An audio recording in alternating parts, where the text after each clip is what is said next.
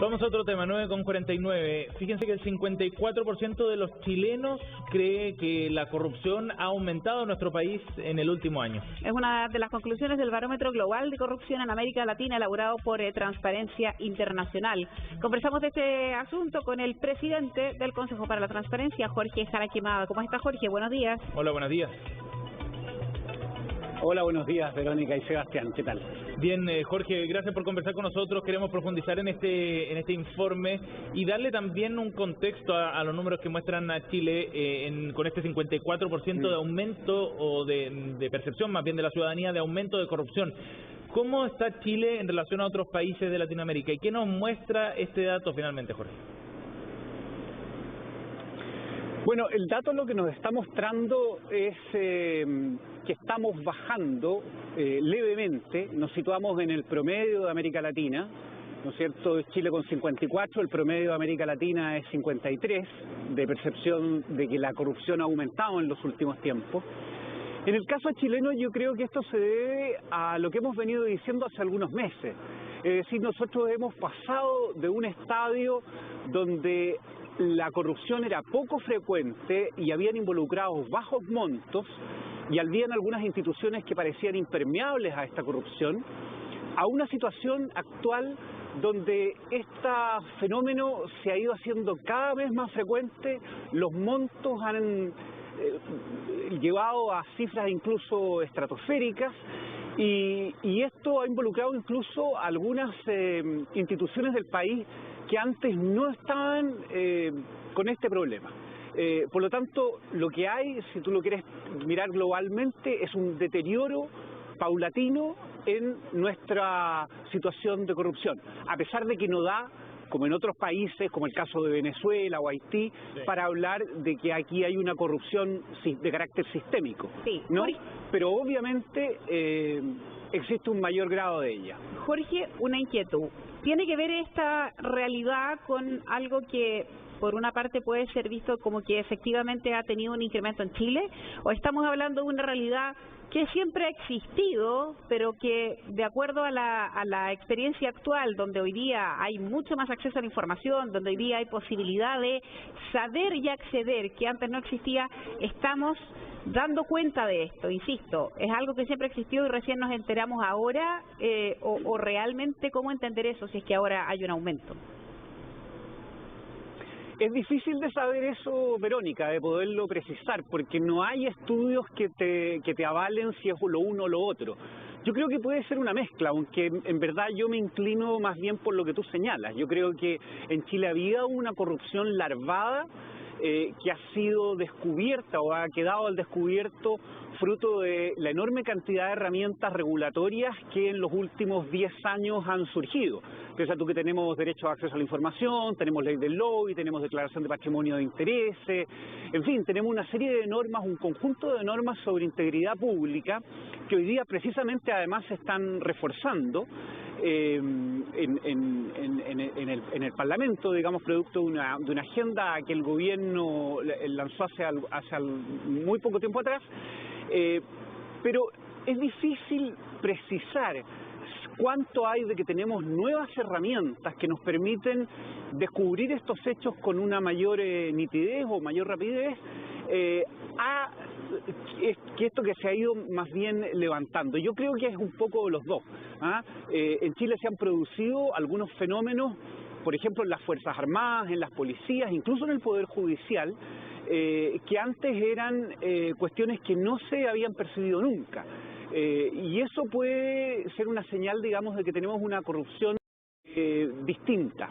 Por otro lado, tenemos también un fenómeno que es completamente novedoso y que tiene que ver con la corrupción que está asociada al narcotráfico. Y ese sí es un elemento en el que yo quisiera hacer mucho énfasis, porque la corrupción asociada al narco sí tiene una capacidad de penetrar las instituciones y volverse una corrupción de carácter sistémico. Y cuando eso sucede, la confianza en las instituciones y la confianza en la democracia, que es lo que finalmente uno persigue levantar con todas estas iniciativas pro integridad, se va a los suelos. Ahora, Jorge, en el análisis respecto a lo que reflejan estos números y a este fenómeno como un asunto institucional, en el caso en particular de lo que ha ocurrido en Carabineros, por ejemplo, hay aquí un espacio de corrupción que está, digamos, focalizado, que está incrustado en determinados espacios dentro de esa institución. ¿Cómo analizan ustedes eso, considerando que en el mismo estudio solo un 8%, por ejemplo, de los ciudadanos dice haber pagado una coima a algún funcionario de Carabineros, en comparación con el 62% en Venezuela o 52% en México? Porque es distinto que esto ocurra dentro de la institución, sigue siendo igualmente grave, ¿no? Pero es distinto cuando esto permea la relación también que tiene esa entidad con los ciudadanos. Sí, efectivamente, Sebastián, un muy buen punto el que señalas, porque yo creo que esto ha sido un fraude que se ha dado al interior de la institución porque no había controles, o estos controles se relajaron completamente por una mal llevada autonomía de la institución, ¿ya? No creo que sea una situación que haya permeado a la institución como tal y en su relación con la ciudadanía. Yo creo en general que la ciudadanía sigue confiando mayoritariamente en Carabineros, en la relación cotidiana que tiene con ellos, en su percepción de seguridad, digamos, al acercarse a ellos. Pero el problema de esto es que cuando las policías, las Fuerzas Armadas, el Poder Judicial, la política, el gobierno o el Congreso se empiezan a ver permeado, nosotros estamos viendo un cúmulo de instituciones que forman la base de las instituciones o de los pilares de una democracia, que se ven atacados con mayor o menor intensidad.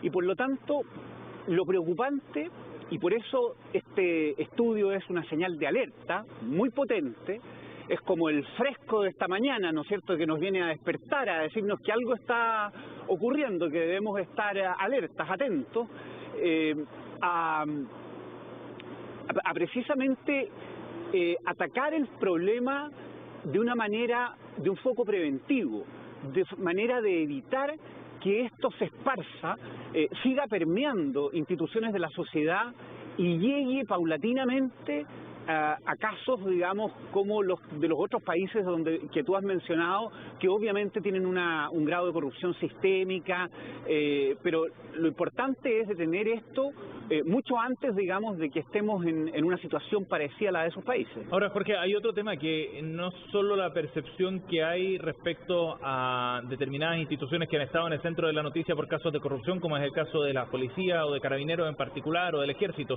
sino también la sensación generalizada que empieza a surgir de que hay corrupción, en distintos niveles. ¿Cómo se va transmitiendo eso? Porque también dentro de los datos se muestra que algunas, digamos, partes de la sociedad o entidades que antes no eran vinculadas a la corrupción, como las ONG, por ejemplo, o el periodismo, muestran ahora que sí aparecen como entidades que podrían estar vinculadas a casos de corrupción eventualmente. Lo dice una parte o una porción, digamos, menor dentro de los encuestados. Pero ¿cómo se maneja esa sensación ambiente de que todos son corruptos en el fondo? Claro, lo que pasa, Sebastián, es que cuando esto se... Mira, así como la transparencia, por ejemplo, que es mi tema, no solamente la sociedad la está exigiendo desde el Estado, sino desde la sociedad completa. Y eso es algo que la gente, digamos, debe entender. El mundo privado, el mundo de las ONG, en fin, deben entender que la transparencia que se exige no es solamente respecto de las instituciones estatales, sino que es respecto de toda la sociedad. Bueno, asimismo, cuando hay fenómenos de corrupción que afectan a instituciones muy relevantes de la sociedad, la percepción que la opinión pública tiene es que esto se maleó completamente, que hay un proceso de deterioro, ¿no es cierto?, de la sociedad, de sus instituciones. Y por eso que es tan relevante mirar esto con un énfasis preventivo. Y Hace unos meses atrás, cuando yo asumí de presidente del Consejo para la Transparencia, planteamos precisamente una agenda sobre integridad pública y anticorrupción. La conversamos con los diferentes poderes del Estado y la idea era poder empujar una serie de medidas con un foco muy específico en la prevención y en las buenas prácticas internacionales más reconocidas, de forma tal que Chile pudiera dar un salto cualitativo, pudiera, por así decirlo, sacarse de encima, removerse de encima este lastre que vienen siendo, digamos, una muy frecuente cadena de hechos que tienen irregularidades o cuestiones de corrupción, para saltar a las mejores prácticas internacionales en términos de probidad y de transparencia. Bien, Jorge, queremos agradecer mucho estos minutos de conversación. Nos vamos a seguir encontrando, imagino, también por más estudios e información vinculada a este tema. Que sea un buen día. Gracias, Jorge. Que esté muy bien. Hasta luego. Chao. Gracias, Verónica y Sebastián.